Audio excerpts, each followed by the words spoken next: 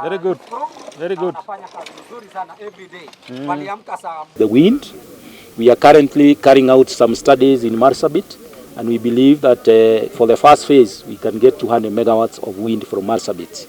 We are working closely with our sister organization, Geothermal Development Company, where we have the first right of refusal for the steam that they drill, and they are very active in Menengai, and we have agreed that the next 20 megawatts that they are going to get from Menengai, it is us as KENGEN who are going to develop the power plant to generate 200 megawatts from Menengai.